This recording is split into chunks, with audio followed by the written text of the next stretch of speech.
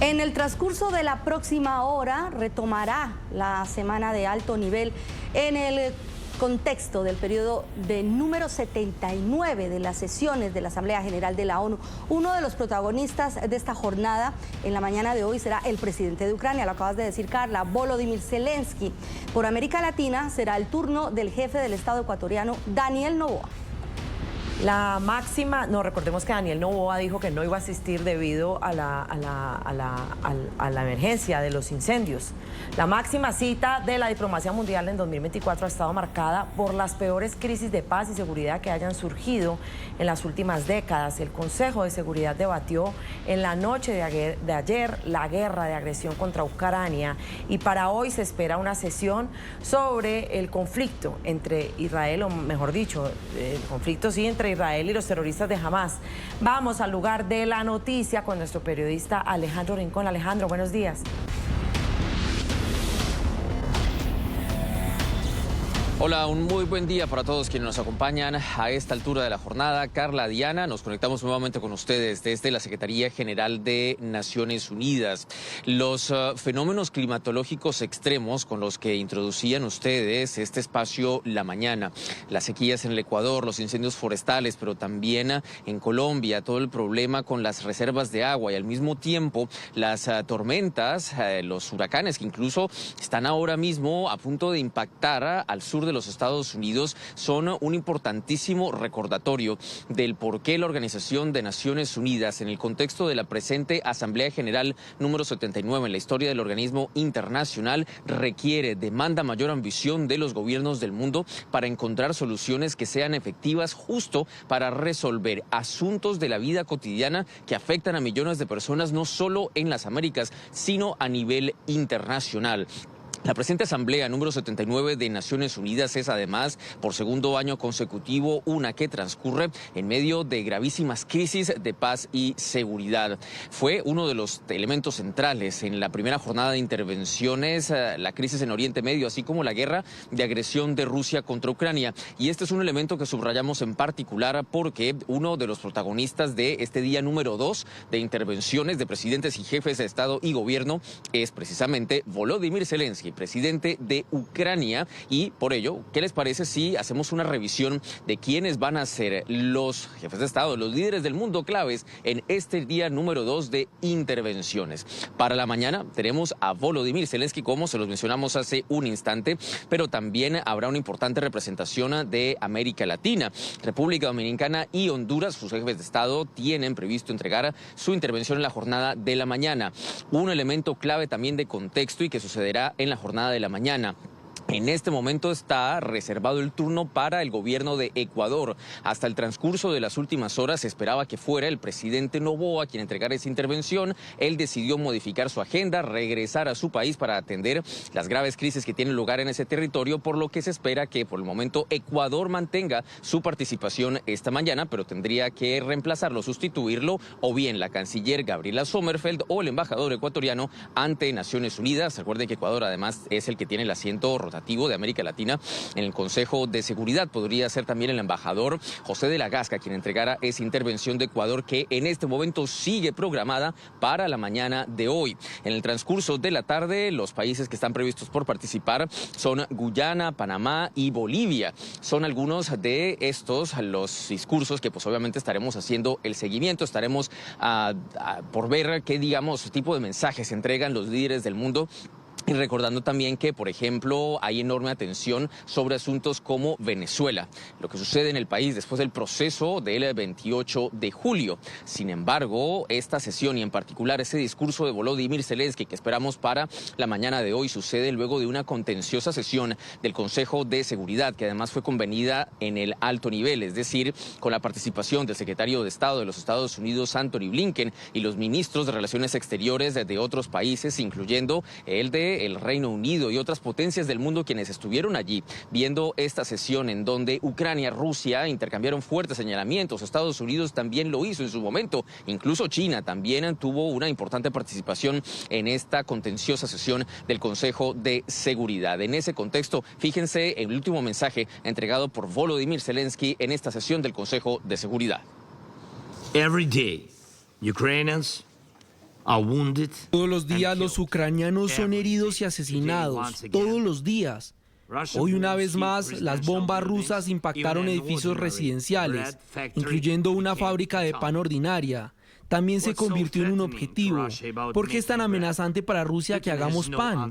Putin no tiene respuesta. Mientras nos estamos acercando al invierno y en esta guerra Rusia, una vez más, está intentando destruir nuestro sistema de energía y en esta ocasión está siendo aún más cínicos. Tienen planeado atacar nuestras plantas nucleares, 3 de ellas. Tenemos esta información y también tenemos pruebas de esto. Este señalamiento que acaban ustedes de escuchar del presidente Zelensky no puede pasar desapercibido. Aseguran que Rusia estaría listo para atacar 3 plantas nucleares en territorio ucraniano. Solo traten de dimensionar por un segundo la gravedad de esos señalamientos y la implicación que podría tener para toda la arquitectura de paz y seguridad, no solo de Europa, sino del resto de la comunidad internacional.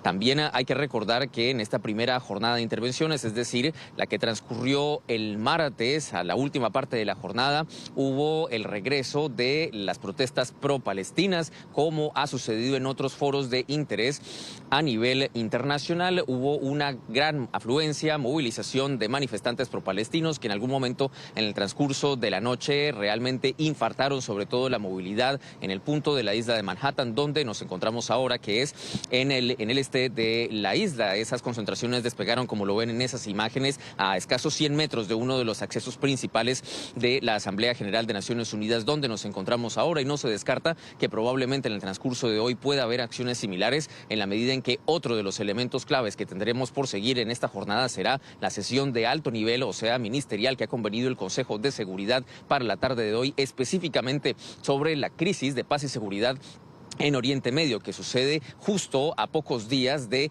el escalamiento de las hostilidades, en este caso en particular, entre Israel y Hezbollah, que opera desde territorio del Líbano, de manera tal que se espera que aquí en Nueva York continúen surgiendo mensajes que son de enorme importancia y probablemente decisiones que van a seguir teniendo consecuencias muy claras y directas para millones de personas a través del mundo. Reportamos para ustedes en vivo desde la Secretaría General de Naciones Unidas. Un buen miércoles para todos. Pues muchas gracias, Alejandro, y seguimos hablando de este tema porque definitivamente esta es una de las principales citas, Diana y televidentes, de la diplomacia en el mundo, esta asamblea número 79 que reúne a los máximos líderes, y ya lo decíamos y lo hemos estado contando hoy, hay mucha expectativa porque el presidente de Ucrania, sí, Volodymyr Zelensky, pues habla hoy en esa cumbre, va a hablar, y usted sabe, Diana, que pues esta invasión ya lleva más de 2 años. De hecho, está cumpliendo 2 años, 7 meses en los que él ha jalado del hilo de la diplomacia. Pero bastará, eso es lo que vamos a ver justamente ahora. Y se la ha pasado instando a los países a seguir apoyando esos esfuerzos conjuntos. Gran diplomático, así. Claro, gran trabajo diplomático. Gran trabajo diplomático, también de recursos, de recibir armamento, pues porque definitivamente él ha dicho que quiere un futuro pacífico para su país y para el mundo. Entonces ahí uno se pregunta cuál es el papel de la diplomacia en los conflictos actuales. Y eso lo vamos a analizar. Y le vamos a hacer esa pregunta a nuestro invitado, Diana. Y para analizar este tema, vamos a saludar hasta ahora a Ron Aledo. Él es analista e investigador del programa de consultoría internacional de contraterrorismo en Estados Unidos, además máster en relaciones internacionales. Fue contratista y asesor de la CIA, analista de la DIA, que es la Agencia de Inteligencia y Defensa de Inteligencia y Operaciones del Estado Mayor Conjunto en el Pentágono, y experto en análisis político-militar. Bienvenido aquí al programa La Mañana. Hola, hola, encantado de estar con ustedes.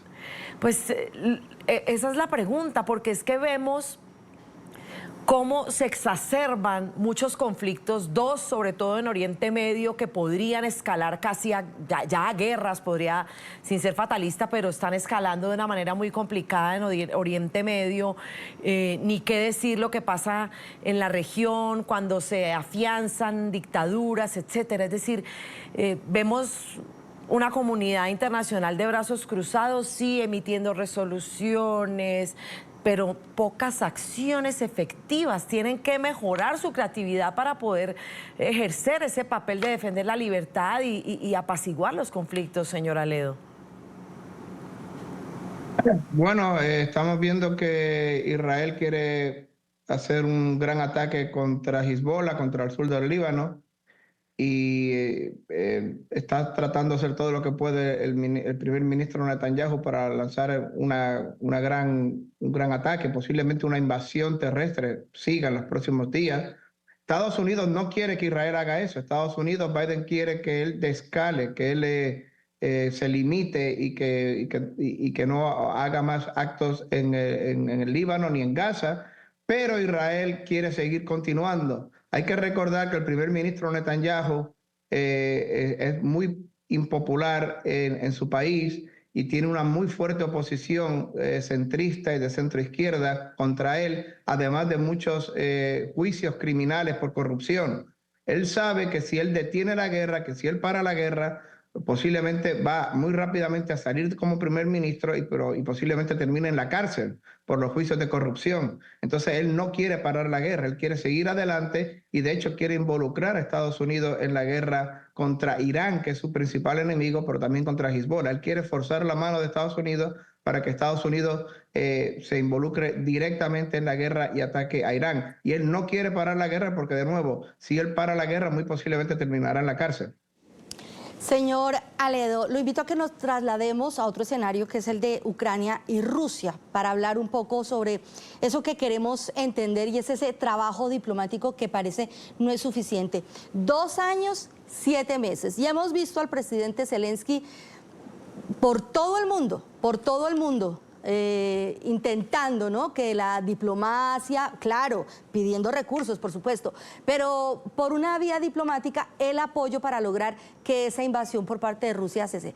Pero 2 años, repito, 7 meses, no ha sido posible y eso es lo que vemos que seguramente va a pasar en estos nuevos conflictos. ¿Por qué la diplomacia no basta y si no basta es prácticamente inminente? Y digo, como dice mi compañera Carla, sin querer ser fatalista, que estos escenarios sigan escalando. La guerra entre Rusia y Ucrania estuvo a punto de terminar 2 meses después que empezó, en abril del 2022, estaban reunidos los diplomáticos ucranianos y los diplomáticos rusos en Turquía. Estaban allí negociando la paz. Rusia quería que Ucrania fuera neutral, que Ucrania no fuera parte de la OTAN, parte de la NATO. Y además Rusia quería que Ucrania le diera libertad a los ucranianos del sur y del este de Ucrania, que son ucranianos rusoparlantes, que se consideran a sí mismos como rusos, que se ven a sí mismos como rusos. El área del Donbass, el sur y el este de Ucrania, normalmente, históricamente, está poblada por millones de ucranianos que se ven a sí mismos como rusos y que ven a Ucrania como parte de Rusia. Y la guerra estuvo a punto de terminar en abril del 2022 en Turquía. Lo que pasó fue que en ese momento Boris Johnson viajó a Kiev con un mensaje de Biden y convenció a Zelensky de que no firmara la paz, de que retirara a sus diplomáticos de Turquía y que siguiera la guerra. Boris Johnson le prometió a Zelensky miles y miles y miles y miles de millones de dólares en armas y le prometió que él iba a poder ganarle la guerra a Rusia. Y ahora Zelensky está muy desesperado porque han pasado 2 años, le han dado más de 200 mil millones de dólares en armas y ayuda a Ucrania, pero él ve que no puede ganar la guerra contra Rusia. Y entonces se siente muy traicionado porque él estuvo a punto de firmar la paz en abril del 2022, pero fue Boris Johnson, el primer ministro del Reino Unido, quien viajó en misión desesperada, en abril del 2022 a Kiev a convencer a Zelensky que no firmara la paz, que siguiera adelante con la guerra. Y ahora Ucrania ha tenido más de 400.000 bajas entre muertos y heridos, el país está destruido, no tiene dinero para nada y él está muy desesperado porque se siente traicionado, que esa promesa que le dio Boris Johnson en el 2022 que con dinero simplemente iban a poder ganar la guerra, no es así. Y él está desesperado, está tratando de que todo el mundo le dé más dinero, de que Estados Unidos le dé todavía más dinero, la Unión Europea, Japón, Canadá, etcétera, le den más dinero y más armas, porque él dice que está tratando de buscar una solución, pero él se da cuenta que Rusia está ganando la guerra poco a poco, está invadiendo el Donbass. La invasión que Zelensky hizo del Kursk fue un fracaso, no pudo conquistar ni la planta nuclear de Kursk, ni la ciudad de Kursk. Está perdiendo miles de soldados en Kursk y está muy desesperado. Y muy posiblemente lo que están tratando de hacer ahora los países occidentales es tratar de convencer a Zelensky que baje el tono, que poco a poco se siente a negociar. Y eso fue lo que dijo Trump. Trump no está interesado en darle más dinero a Zelensky, ya le ha dado 200.000 millones de dólares a Zelensky, Estados Unidos, y Trump le ha dicho, si yo gano las elecciones, la guerra se va a acabar y voy a forzar, voy a obligar a Zelensky a que se siente otra vez a negociar con Rusia, como estaban haciendo en abril del 2022 en Turquía. Y muchos países están siguiendo ahora la línea de Trump y eso desespera mucho más a Zelensky, porque él no quiere perder la guerra, quiere seguir adelante con la guerra. Claro, es decir, después de ese importante contexto que nos hace usted, señor Aledo, pues nadie quiere muertos de ningún lado, en ninguna región, ni en el conflicto de Rusia con Ucrania, ni en el de Medio Oriente, pero entonces decir, hay que seguirle apostando a la diplomacia, a las negociaciones, o hay que seguir en esa carrera armamentista, enfrentando y mostrando los dientes, eso para hablar de los determinados conflictos. Bueno, Trump quiere diplomacia. Trump ya lo ha dicho, que si él gana, va a obligar, le va a cortar el dinero a Zelensky para obligarlo a sentarse a negociar con Rusia. Pero hay países que quieren seguir adelante con la guerra. Kamala Harris quiere seguir adelante con la guerra. Los países que odian a Rusia históricamente hablando por cuestiones de siglos y siglos, como Polonia y los 3 países bálticos, Latvia, Estonia, Lituania, esos también odian a Rusia y quieren seguir adelante con la guerra. Pero hay dos campos. Está el campo diplomático, que es el que quiere empujar Trump, y está el campo de seguir adelante con la guerra hasta que dure lo que dure. Ese es lo que quiere Zelensky, lo que quiere Polonia y lo que quiere Kamala Harris y Biden. O sea que hay dos tipos aquí de seguir viéndolo. Yo recomendaría que se sienten a negociar, porque ya después de 200.000 millones de dólares que le ha dado Estados Unidos, la Unión Europea a Ucrania, es muy evidente que Ucrania no puede ganar esta guerra. Al contrario, hay un riesgo de que escale. Porque en cualquier momento Rusia puede cansarse de la guerra y empezar a utilizar armas nucleares pequeñas tácticas en Ucrania para destruir al ejército ucraniano, y eso causaría un escalamiento muy peligroso de la situación. Recuerden, lo importante de la guerra entre Rusia y Ucrania es que no se llegue a una guerra nuclear mundial, porque si se llega a una guerra nuclear mundial, eso sería devastador para el mundo. Habría cientos de millones de muertos, tanto en Europa como en Estados Unidos, como en Rusia, por todo el mundo. O sea que eso es lo más importante. Lo más importante en ese caso cuando es el conflicto de Rusia y Ucrania, en Oriente Medio, donde se está lidiando con terroristas, ¿cuál debería ser entonces la estrategia? Bueno, lo que quiere Estados Unidos, lo que quiere Biden es desescalar, que Israel pare ya de atacar tanto a Gaza, que haga un alto al fuego en Gaza, y tampoco quiere que siga adelante con la guerra con Hezbollah, porque destruir a Hezbollah o atacar a Hezbollah no solamente causaría cientos o miles de muertos civiles en el Líbano, pero también podría meter en la guerra directamente a Irán, a las milicias chiitas de Irak, a los hutis de Yemen, y podría meterle fuego al polvorín para que toda la región estalle. Y eso causaría enormes problemas. La guerra regional se encendería posiblemente hayan otros actores que se metan a la guerra como tal. Turquía ha demostrado que está completamente en contra de Israel, y cualquier acción de Israel en la que mate a muchos miles de civiles podría causar que Turquía también pudiera entrar en la guerra. O sea que es muy peligroso. Pero de nuevo, Biden quiere que haya un alto al fuego, pero el primer ministro Netanyahu no quiere alto al fuego. El primer ministro Netanyahu es del partido Likud, que es un partido nacionalista sionista inspirado en Teodoro Herzl. Y el primer ministro Netanyahu está en coalición con ultraortodoxos religiosos que quieren seguir adelante con la guerra. Para hacer una gran Israel, lo que ellos llaman la gran Israel, o sea, anexionarse todo Palestina, Gaza y West Bank. Pero Biden quiere, y Blinken, el secretario de Estado de Estados Unidos, están tratando de escalar pero Netanyahu no quiere desescalar. Y de nuevo, es muy importante, Netanyahu se juega aquí, como decimos, el pellejo, porque él sabe que si para la guerra, inmediatamente los casos de corrupción que él tiene en las cortes, en los tribunales, se van a reactivar y posiblemente termine en la cárcel. Y él por eso no quiere para nada detener la guerra, quiere seguir adelante. Por supuesto. Bueno, lo que se espera que se intente seguir siempre por ese diálogo para intentar desescalar y, por supuesto, evitar que estas guerras continúen y que sigan cobrando tantas víctimas. Muchísimas gracias a Ron Aledo, analista e investigador del programa de consultoría internacional de contraterrorismo en los Estados Unidos. Muy amable. Muchas gracias.